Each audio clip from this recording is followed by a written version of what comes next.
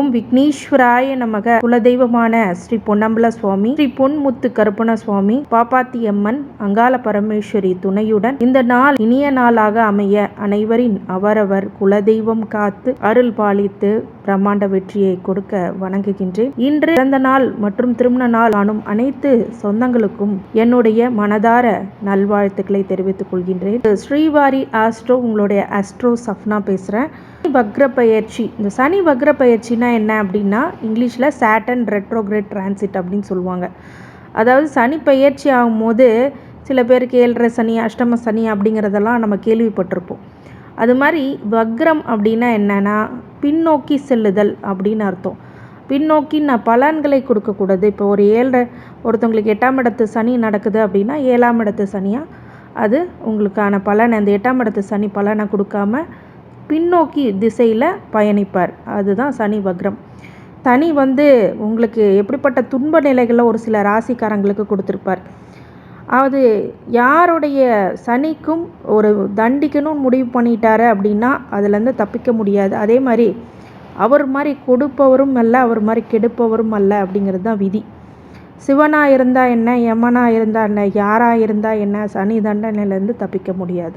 பட்ட சனி அப்படிங்கிறது ஒரே ஒரு தீர்ப்பு, ஒரே ஒரு நீதி அப்படிங்கிறது கண்டிப்பாக உண்டு.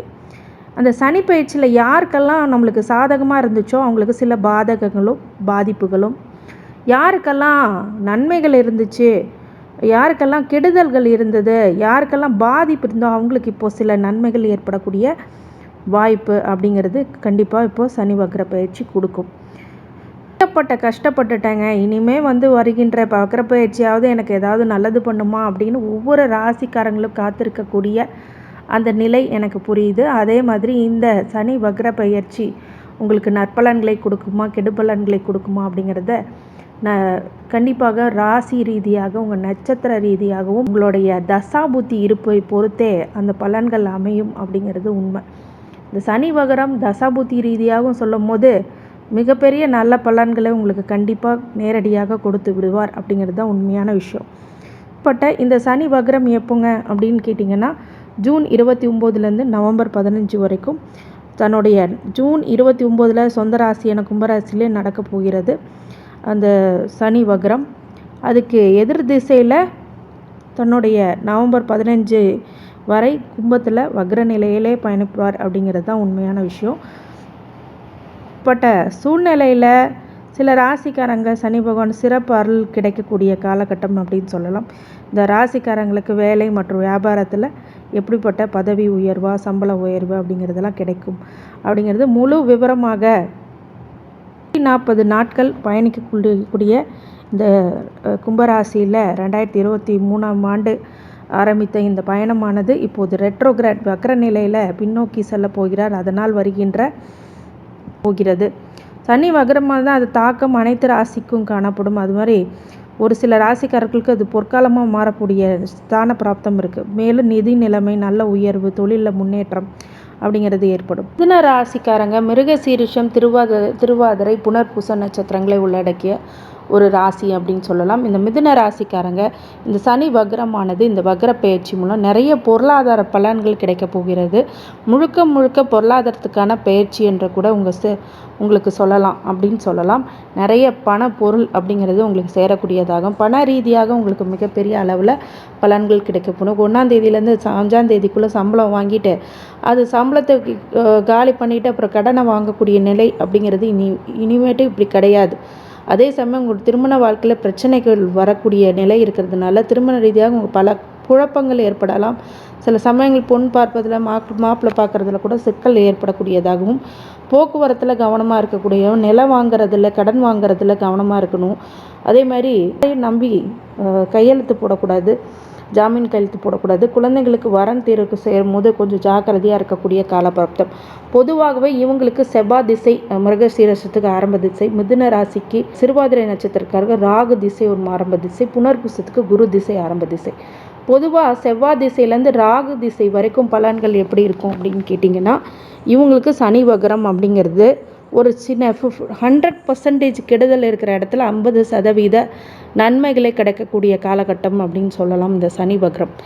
இதனால் மிகப்பெரிய பொருளாதார வளர்ச்சியும் பிரம்மாண்ட வளர்ச்சியும் கொடுக்கும். சில பேர் மார்க்கெல்லாம் ரொம்ப கம்மியாகி ரொம்ப கஷ்டப்பட்டுட்டு இருந்த மிதுன ராசி மாணவர்களுக்கு இப்போ நல்ல மதிப்பெண் கொடுக்கக்கூடியதாகவும் கண்டிப்பாக உருவாகும்.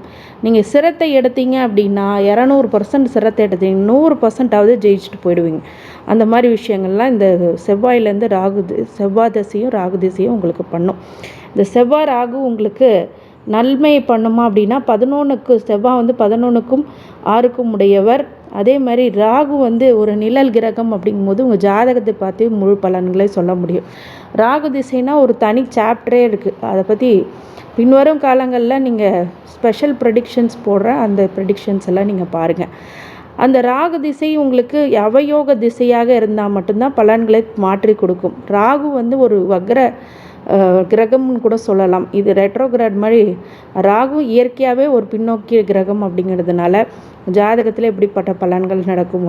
பொதுவாக அவயோகத்தை கொடுக்கக்கூடிய ராகு இந்த சனி வக்ரத்தில் 50% நன்மையை கொடுக்கும்.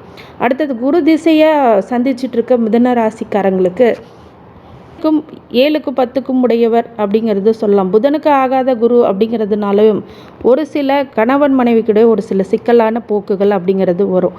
திருமணம் ஆயிடுச்சு, ஆனால் பொருளாதார ரீதியாக ஒரு சில ஸ்டெப் எடுத்து வைக்க முடியல, கணவன் மனைவிக்குள்ள பிரச்சனைகள் உருவாகக்கூடிய காலகட்டமாக இது பார்க்கப்படுகிறது.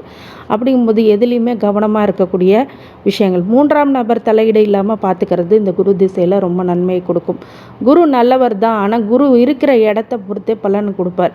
குரு பொதுவாகவே இந்த சனி வக்ரம் நல்ல பலன்களே கொடுக்க காத்திருக்கிறார். இருந்தாலும் ஜனனகால ஜாதகத்தில் குரு எந்த நிலையில் இருக்கார் பொறுத்தே 100% பலன்களே அதை கொடுக்கும். குரு பொதுவாகவே நல்லவர் தான். உங்கள் ராசிக்கும் நல்லவராக இருப்பாரா அப்படின்னு கேட்டிங்கன்னா ஒரு சில தொந்தரவுகளையும் கொடுப்பார். சனி அடுத்தது சனி பார்த்தீங்க அப்படின்னா 8க்கும் 9க்கும் உடையவர். இது உங்களுக்கு ஆகாத திசை மிதுன ராசி மிருகசீரிஷத்துக்கும் திருவாதிரைக்கும் புனர்பூசத்துக்கும். சனி திசையில் நீங்கள் ரொம்ப கவனமாக இருக்கணும். ஆனால் அந்த சனி வக்ரம் அப்படிங்கிறது உங்களுக்கு ஒரு சில பிரச்சனைகளை கொடுக்கும், விபத்துகளை கொடுக்கும், கண்டங்களை கொடுக்கும். அப்படிங்கிறதுனால ரொம்ப கவனமாக இருக்கணும் சனி திசையில். சனி திசையில் கோர்ட்டு கேஸு வம்பு வழக்கு அப்படிங்கிறதெல்லாம் நீங்கள் இவ்வளோ நாள் சந்திச்சுட்டு இருந்த அந்த மனக்குழப்பத்துக்குள்ள இருக்கிறவங்களுக்கு இந்த சனி விக்ரம் அப்படிங்கிறது ஒரு 25% உங்களுக்கு குறைச்சி ஒரு 75% பலன்களை உங்களுக்கு கொடுக்கும். இருந்தாலும் சனி திசை குலதெய்வ வழிபாடு முக்கியமானது, ஆஞ்சநேயர் வழிபாடு முக்கியமானது.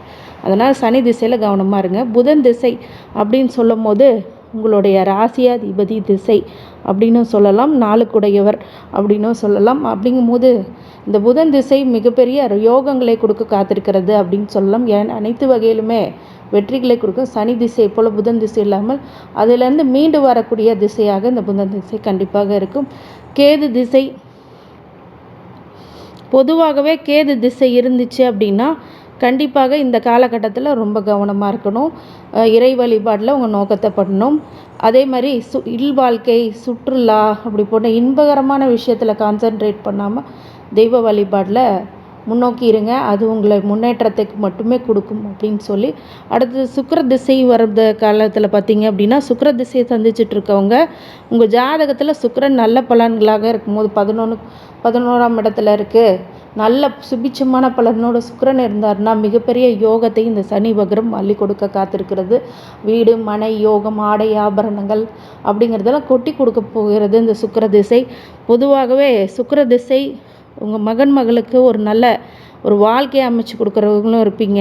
அதே மாதிரி உங்கள் உடல்நிலையில் ஒரு சில ஆரோக்கிய சீர்கேடுகள்லாம் இப்போ கொஞ்சம் சரியாகக்கூடிய நிலையும் சில பேர்த்துக்கு இருக்கும். இந்த சுக்கிர திசையில் சனி வக்ரம் மிகப்பெரிய நல்ல பலன்களை உங்களுக்கு கொடுத்து சூரிய, சந்திர, செவ்வாய், ராகு அப்படின்னு 3 இந்த திசைகள். சூரிய திசை அப்படிங்கும் போது 3க்குடையவர், சந்திரன் 2க்குடையவர், செவ்வாய் அப்படின்னு சொல்லும் போது 11க்கும் 6க்குடையவர், 6க்கும் 11க்கும் உடையவர் அப்படின்றதுனால இந்த திசை காலங்களில் மிகப்பெரிய பாதிப்புகள் ஏற்படக்கூடிய காலப்பரப்பு.